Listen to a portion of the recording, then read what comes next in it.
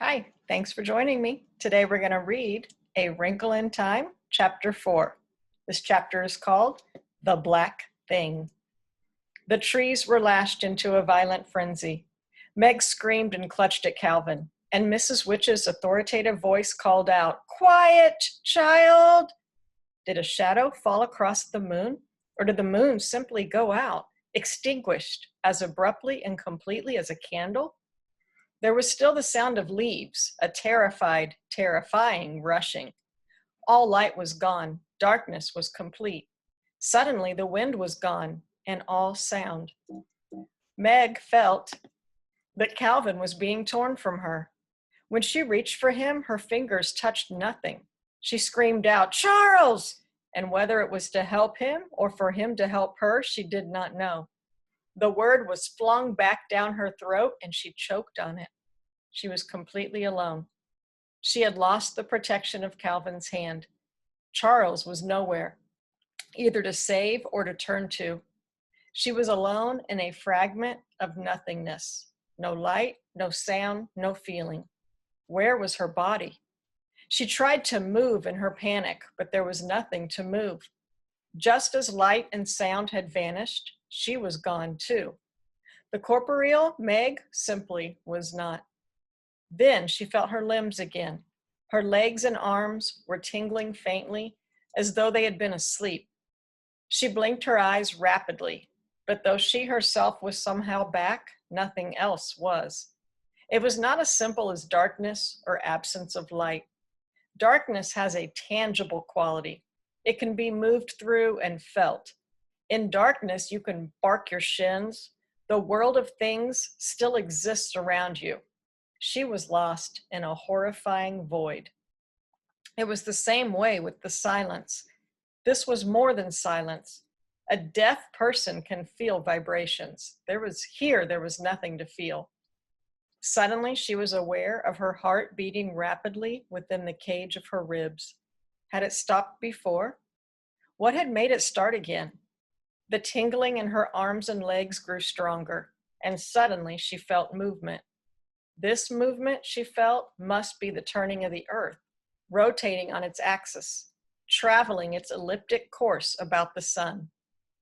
And this feeling of moving with the earth was somewhat like the feeling of being in the ocean. Out in the ocean, beyond this rising and falling of the breakers, lying on the moving water, pulsing gently with the swells, and feeling the gentle, inexorable tug of the moon. I am asleep. I am dreaming, she thought. I'm having a nightmare. I want to wake up. Let me wake up.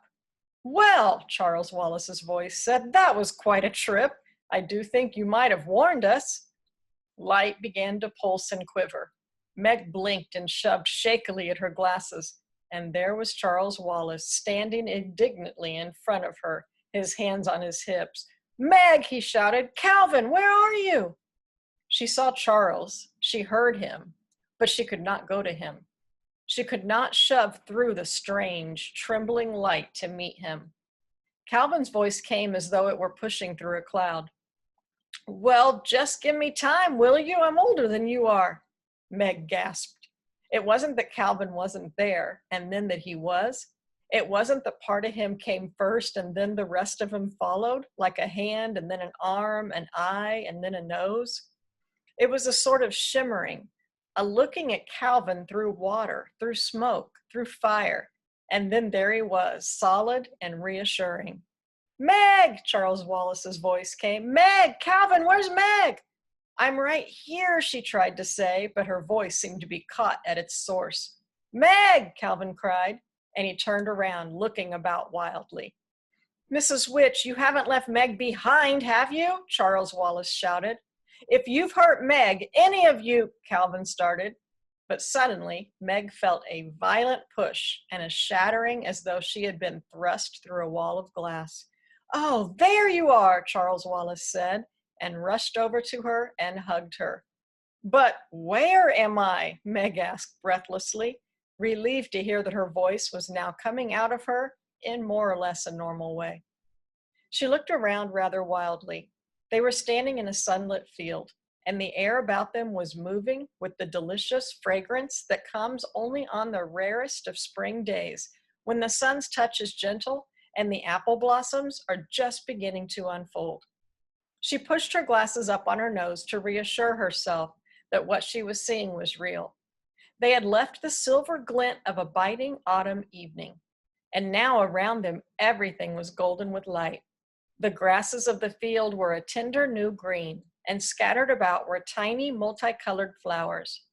Meg turned slowly to face a mountain reaching so high into the sky that its peak was lost in a crown of puffy white clouds. From the trees at the base of the mountain came a sudden singing of birds. There was an air of such ineffable peace and joy all around her that her heart's wild thumping slowed. When shall we three meet again, in thunder, lightning, or in rain? Came Mrs. Who's voice. Suddenly, the three of them were there. Mrs. Whatsit with her pink stole askew, Mrs. Who with her spectacles gleaming, and Mrs. Witch, still little more than a shimmer. Delicate, multicolored butterflies were fluttering about them as though in greeting. Mrs. Whatsit and Mrs. Who began to giggle, and they giggled until it seemed that, whatever their private joke was, they would fall down with the wild fun of it. The shimmer seemed to be laughing too. It became vaguely darker and more solid. And then there appeared a figure in a black robe and a black peaked hat, beady eyes, a beaked nose, and long gray hair. One bony claw clutched a broomstick. "Well, just to keep you girls happy," the strange voice said, and Mrs. Whatsit and Mrs. Who fell into each other's arms in gales of laughter. "If you ladies have had your fun, I think you should tell Calvin and Meg a little more about all this," Charles Wallace said coldly. "You scared Meg half out of her wits, whisking her off this way without any warning." "Fixerant animi raro et perpaca loquentis," Mrs. Who intoned. Horace. "To action little, less to words inclined." "Mrs. Who, I wish you'd stop quoting," Charles Wallace sounded very annoyed. Mrs. Whatsit adjusted her stole. "But she finds it so difficult to verbalize, Charles dear. It helps her if she can quote instead of working out words of her own." "And we mustn't lose our senses of humor," Mrs. Witch said. "The only way to cope with something deadly serious is to try to treat it a little lightly." "But that's going to be hard for Meg," Mrs. Whatsit said. "It's going to be hard for her to realize that we are serious." "What about me?" Calvin asked. "The life of your father isn't at stake," Mrs. Whatsit told him. "What about Charles Wallace, then?" Mrs. Whatsit's unoiled door hinge voice was warm with affection and pride. "Charles Wallace knows. Charles Wallace knows that it's far more than just the life of his father. Charles Wallace knows what's at stake." "But remember," Mrs. Who said, "Ancheoyev novgai until uzapt," Euripides. "Nothing is hopeless. We must hope for everything." "Where are we now, and how did we get here?" Calvin asked.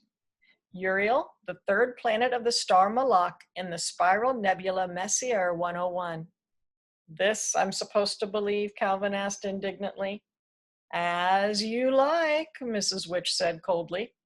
For some reason, Meg felt that Mrs. Witch, despite her looks and ephemeral broomstick, was someone in whom one could put complete trust. "It doesn't seem any more peculiar than anything else that's happened." "Well then, someone just tell me how we got here." Calvin's voice was still angry, and his freckles seemed to stand out on his face. "Even traveling at the speed of light, it would take us years and years to get here." "Oh, we don't travel at the speed of anything," Mrs. Whatsit explained earnestly. "We tesser, or you might say we wrinkle." "Clear as mud," Calvin said. Tesser, Meg thought. Could that have anything to do with Mother's tesseract? She was about to ask when Mrs. Witch started to speak, and one did not interrupt when Mrs. Witch was speaking. "Mrs. Whatsit is young and naive. She keeps thinking she can explain things in words," Mrs. Who said. Qui plus sait, plus c'est French, you know. The more a man knows, the less he talks. But she has to use words for Meg and Calvin, Charles reminded Mrs. Who. If you brought them along, they have a right to know what's going on. Meg went up to Mrs. Witch. In the intensity of her question, she had forgotten all about the tesseract. Is my father here? Mrs. Witch shook her head. Not here, Meg.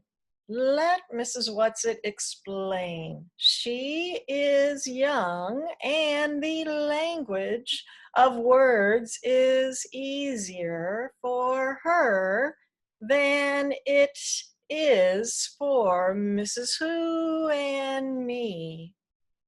We stopped here, Mrs. Whatsit explained, more or less to catch our breaths, and to give you a chance to know what you're up against. But what about Father? Meg asked. Is he all right? For the moment, love, yes. He's one of the reasons we're here. But you see, he's only one. Well, where is he? Please take me to him. We can't, not yet, Charles said. You have to be patient, Meg. But I'm not patient, Meg cried passionately. I've never been patient. Mrs. Who's glasses shone at her gently. If you want to help your father, then you must learn patience. Vitam impendere vero, to stake one's life for the truth. That is what we must do. That is what your father is doing, Mrs. Whatsit nodded, her voice, like Mrs. Who's, very serious, very solemn. Then she smiled her radiant smile.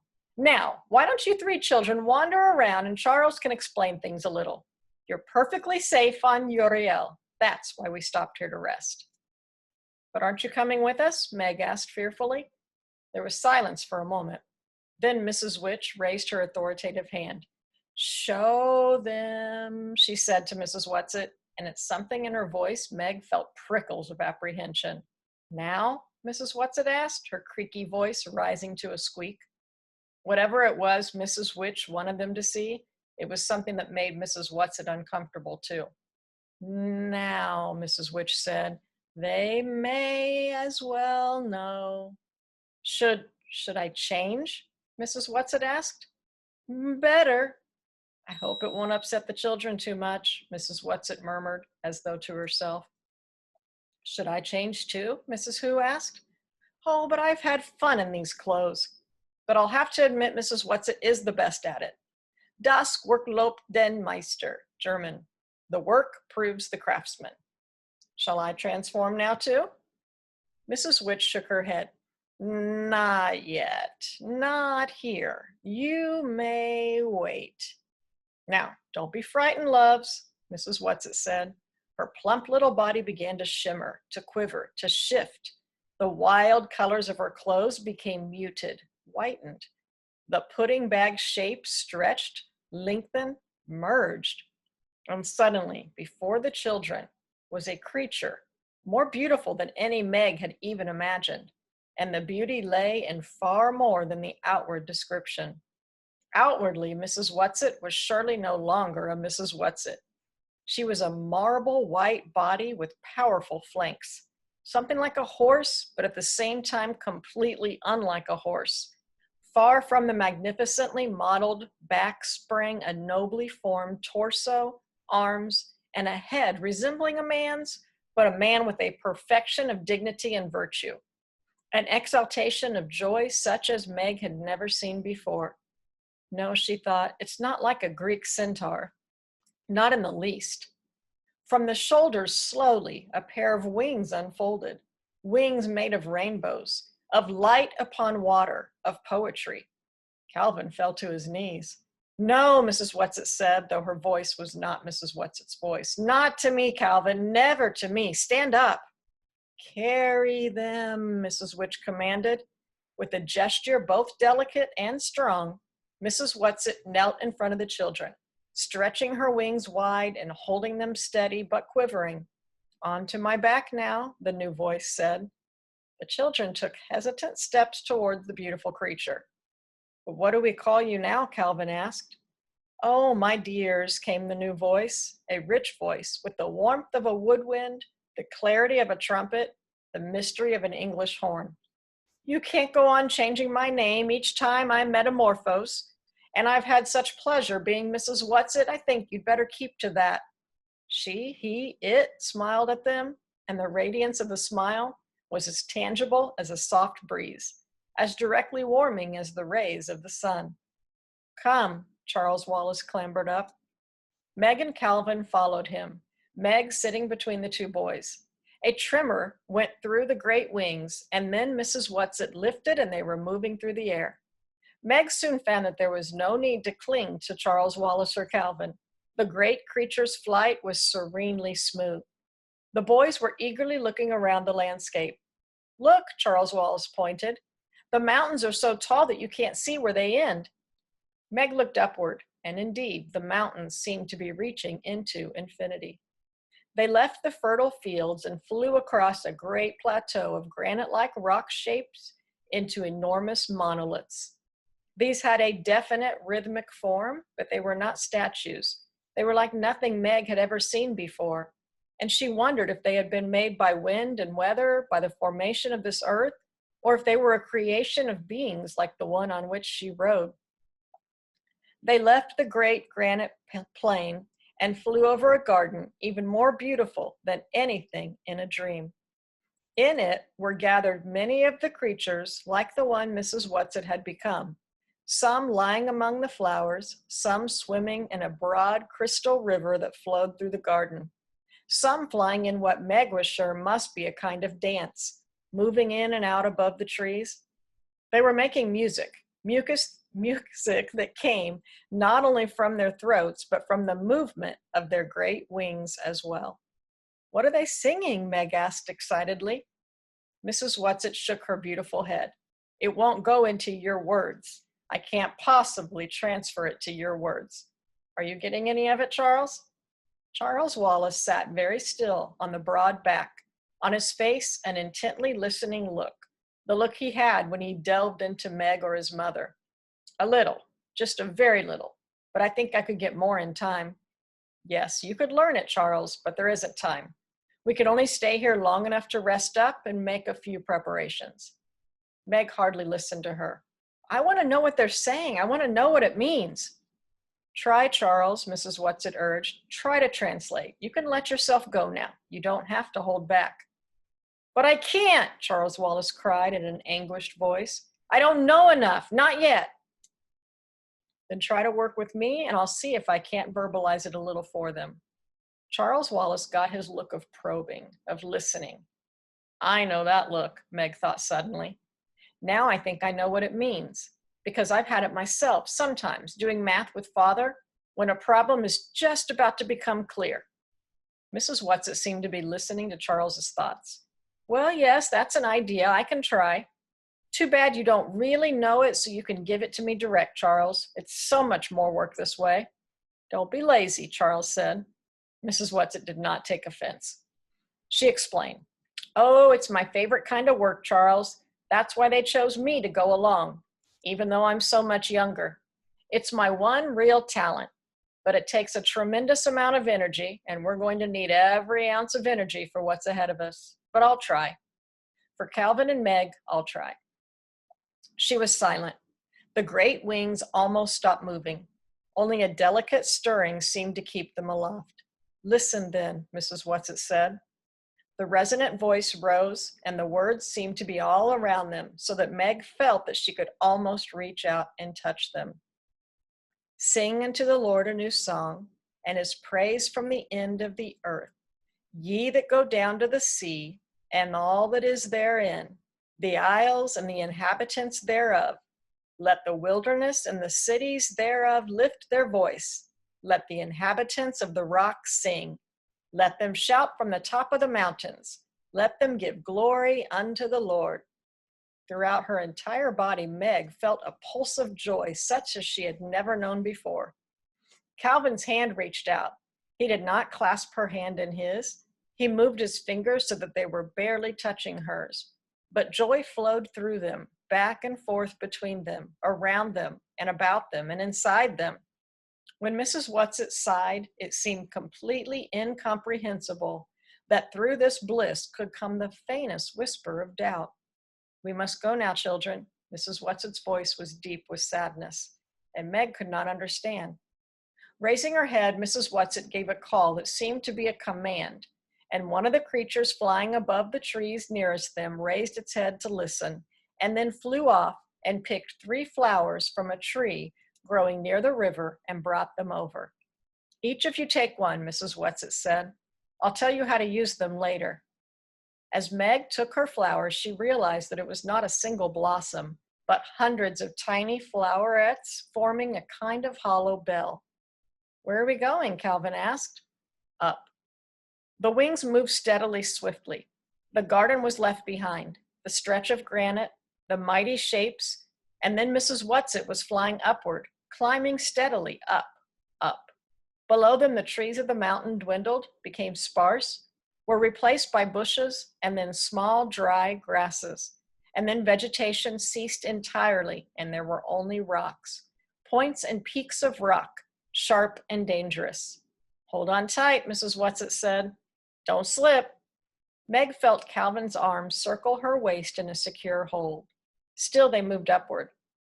Now they were in clouds.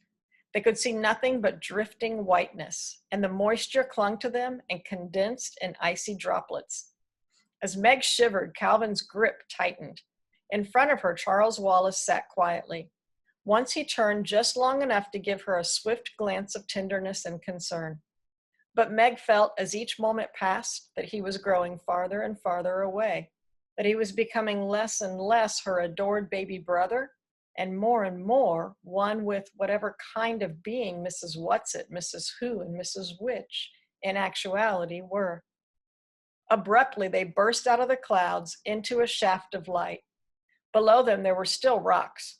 Above them, the rocks continued to reach up into the sky, but now, though it seemed miles upward, Meg could see where the mountain at last came to an end. Mrs. Whatsit continued to climb, her wings straining a little. Meg felt her heart racing. Cold sweat began to gather on her face, and her lips felt as though they were turning blue. She began to gasp. "All right, children, use your flowers now," Mrs. Whatsit said. "The atmosphere will continue to get thinner from now on. Hold the flowers up to your face and breathe through them, and they will give you enough oxygen. It won't be as much as you're used to, but it will be enough." Meg had almost forgotten the flowers and was grateful to realize that she was still clasping them, that she hadn't let them fall from her fingers. She pressed her face into the blossoms and breathed deeply. Calvin still held her with one arm, but he too held the flowers to his face. Charles Wallace moved the hand with the flowers slowly, almost as though he were in a dream. Mrs. Whatsit's wings strained against the thinness of the atmosphere. The summit was only a little way above them, and then they were there. Mrs. Whatsit came to rest on a small plateau of smooth, silvery rock. There ahead of them was a great white disk. "One of Uriel's moons," Mrs. Whatsit told them, her mighty voice faintly breathless. "Oh, it's beautiful," Meg cried. "It's beautiful." The silver light from the enormous moon poured over them, blending with the golden quality of the day, flowing over the children, over Mrs. Whatsit, over the mountain peak. "Now we will turn around," Mrs. Whatsit said, and at the quality of her voice, Meg was afraid again. But when they turned, she saw nothing. Ahead of them was the thin, clear blue of sky. Below them, the rocks thrusting out of the shifting sea of white clouds. "Now we will wait," Mrs. Whatsit said, "for sunset and moonset." Almost as she spoke, the light began to deepen, to darken. "I want to watch the moonset," Charles Wallace said. "No, child. Do not turn around, any of you. Face out towards the dark. What I have to show you will be more visible then. Look ahead, straight ahead, as far as you can possibly look." Meg's eyes ached from the strain of looking and seeing nothing. Then, above the clouds, which encircled the mountain, she seemed to see a shadow, a faint thing of darkness so far off that she was scarcely sure she was really seeing it. Charles Wallace said, "What's that?" "That sort of shadow out there," Calvin gestured. "What is it? I don't like it."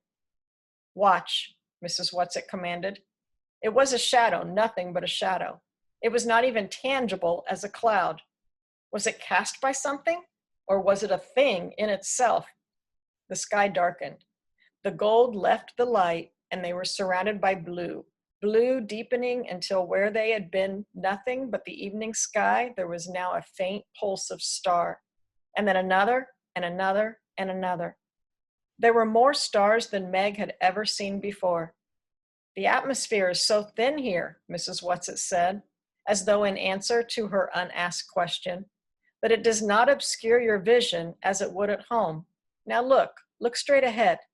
Meg looked. The dark shadow was still there. It had not lessened or dispersed without the coming of night. And where the shadow was, the stars were not visible. What could there be about a shadow that was so terrible that she knew that there had never been before, or ever would be again, anything that would chill her with a fear that was beyond shuddering, beyond crying or screaming, beyond the possibility of comfort? Meg's hand holding the blossoms slowly dropped, and it seemed as though a knife gashed through her lungs. She gasped, but there was no air for her to breathe. Darkness glazed her eyes and mind, but as she started to fall into unconsciousness, her head dropped down into the flowers, which she was still clutching. And as she inhaled the fragrance of their purity, her mind and body revived, and she sat up again. The shadow was still there, dark and dreadful. Calvin held her hand strongly in his, but she felt neither strength nor reassurance in his touch. Beside her, a tremor went through Charles Wallace, but he sat very still. He shouldn't be seeing this, Meg thought. This is too much for so little a boy, no matter how different and extraordinary a little boy. Calvin turned, rejecting the dark thing that blotted out the light of the stars. "Make it go away, Mrs. Whatsit," he whispered. "Make it go away. It's evil." Slowly, the great creature turned around so that the shadow was behind them, so that they saw only the stars unobscured, the soft throb of starlight on the mountain, the descending circle of the great moon swiftly slipping over the horizon. Then, without a word from Mrs. Whatsit, they were traveling downward, down, down. When they reached the corona of clouds, Mrs. Whatsit said, "You can breathe without the flowers now, my children." Silence again. Not a word. It was as though the shadow had somehow reached out with its dark power and touched them so that they were incapable of speech. When they got back to the flowery field, bathed now in starlight and moonlight from another, smaller, yellower, rising moon, a little of the tenseness went out of their bodies, and they realized that the body of the beautiful creature on which they rode had been as rigid as theirs. With a graceful gesture, it dropped to the ground and folded its great wings. Charles Wallace was the first to slide off. "Mrs. Who? Mrs. Which?" he called, and there was an immediate quivering in the air. Mrs. Who's familiar glasses gleamed at them. Mrs. Which appeared too, but as she had told the children, it was difficult for her to materialize completely. And though there was the robe and peaked hat, Meg could look through them to mountain and stars. She slid off Mrs. Whatsit's back and walked, rather unsteadily, after the long ride, over to Mrs. Which. "That dark thing we saw," she said, "is that what my father is fighting?"